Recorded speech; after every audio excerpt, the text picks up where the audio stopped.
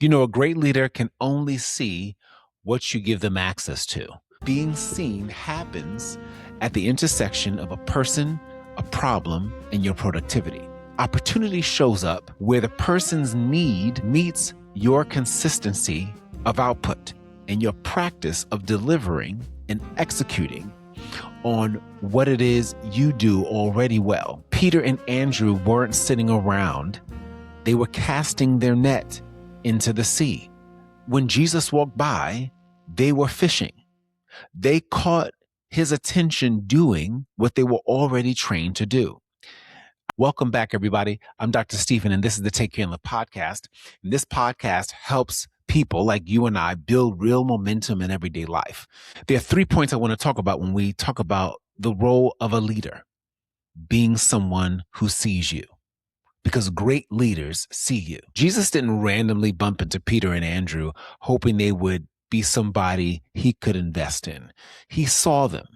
And one of the essential practices of a great leader is observation, noticing who is around them, what is happening around them, and why.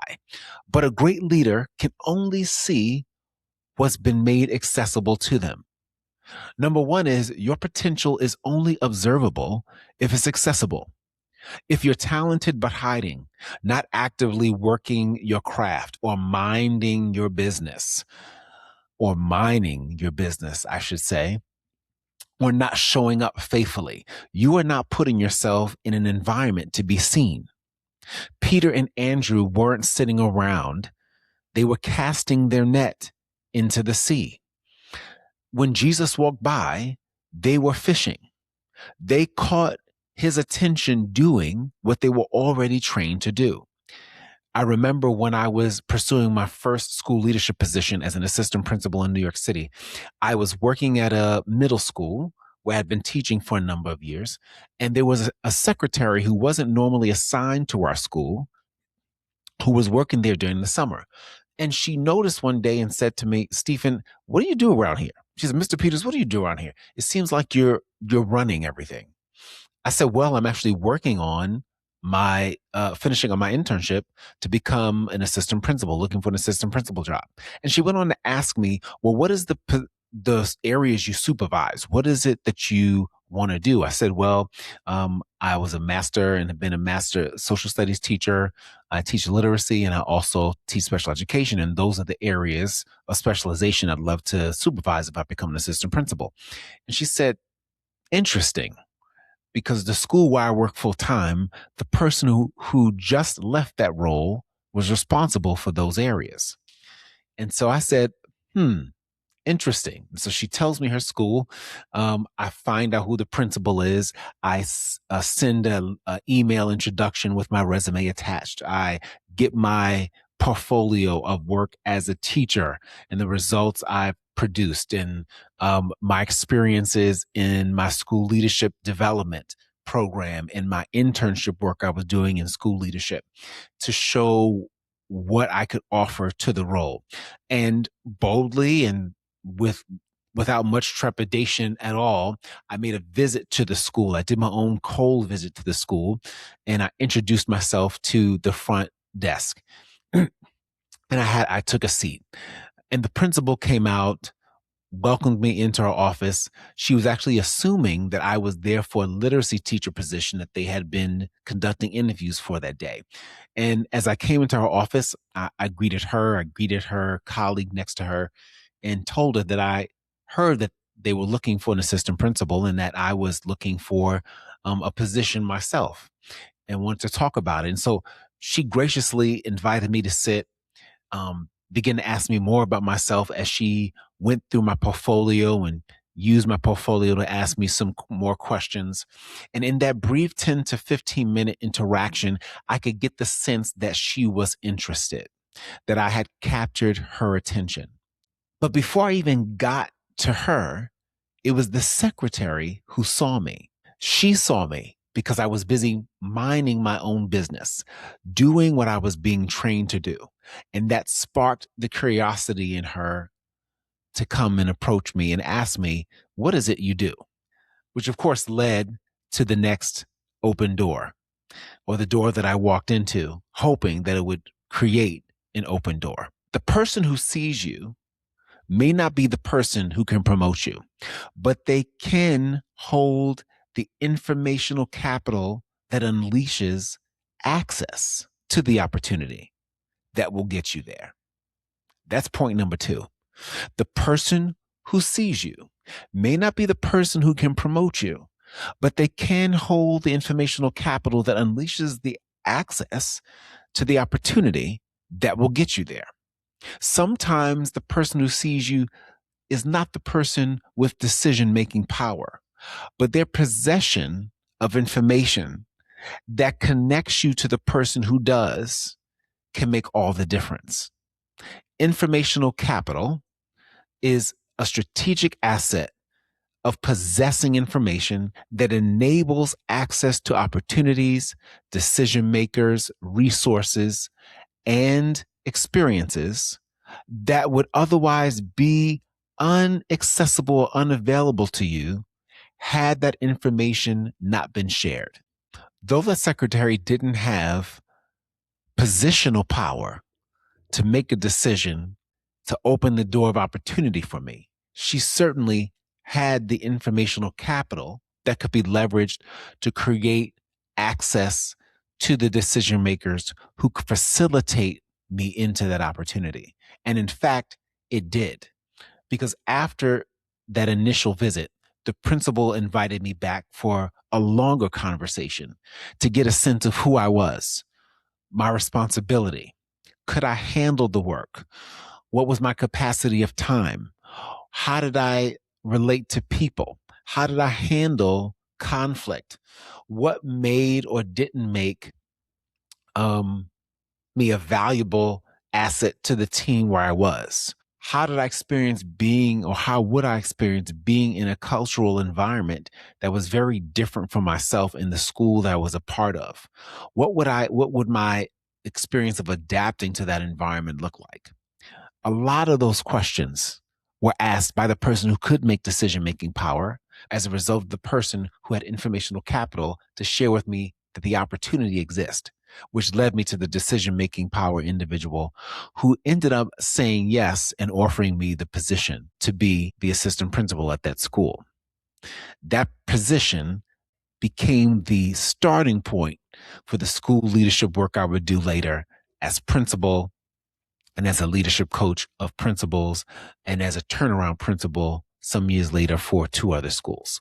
This leads us to number three, that being seen happens at the intersection of a person, a problem, and your productivity. Peter and Andrew were at the sea because they had needs. They needed to earn money from either the sale of fish or the use of fish to barter for other resources that they could leverage and needed to utilize in their life.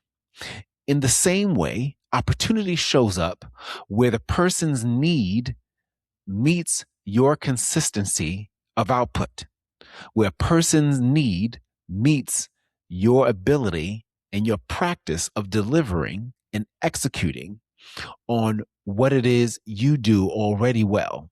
I remember when I was looking to go back to the principalship, I had already been the principal of a high school.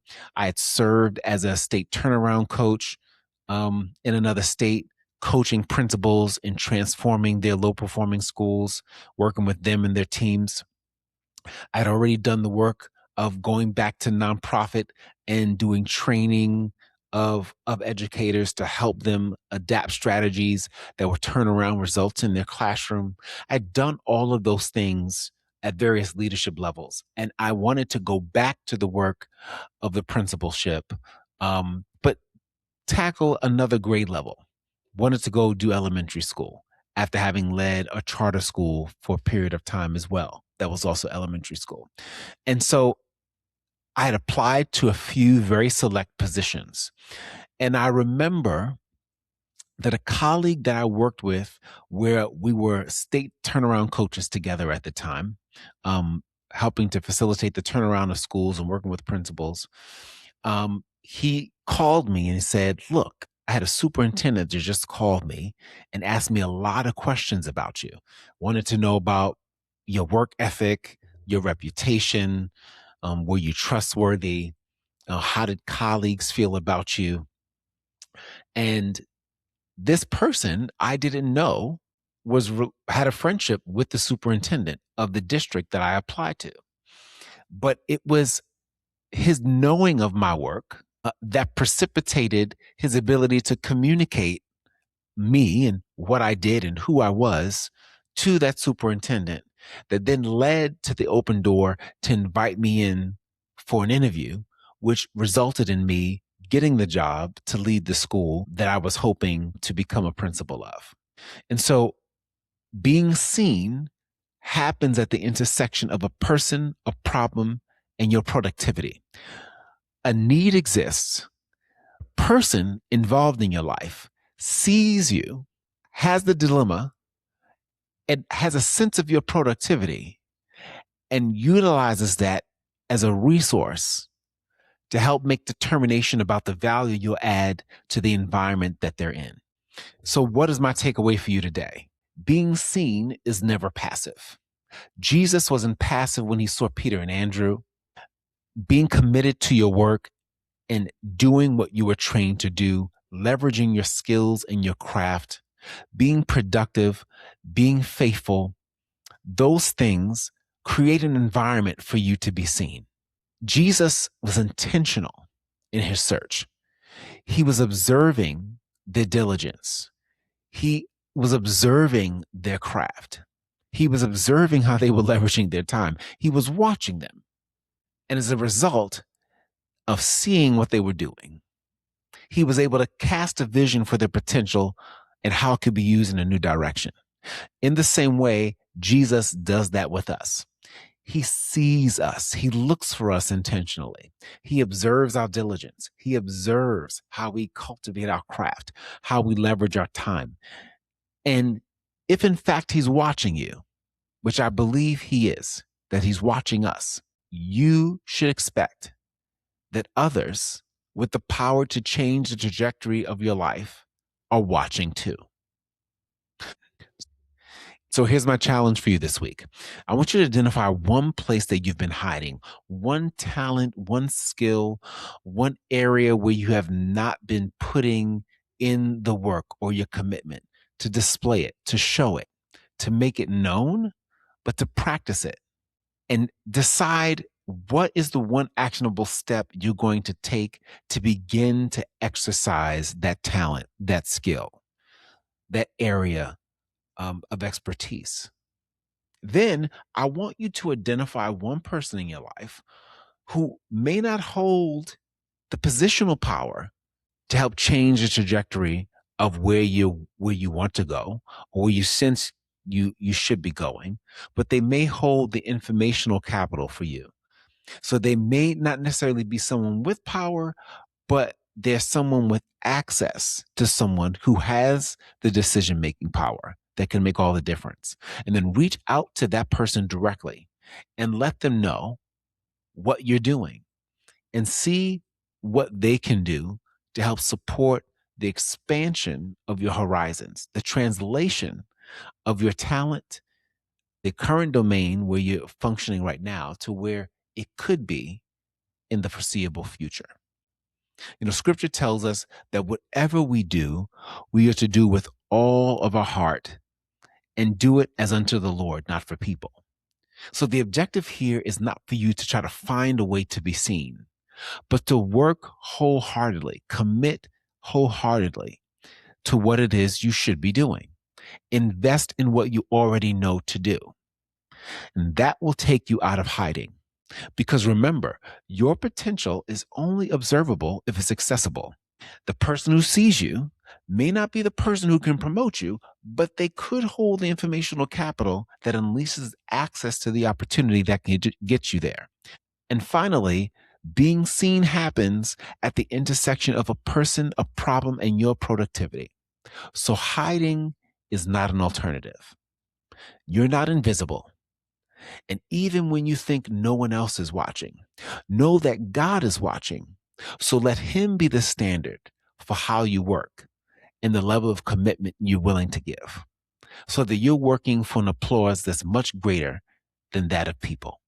Remember that so that you can take care and live.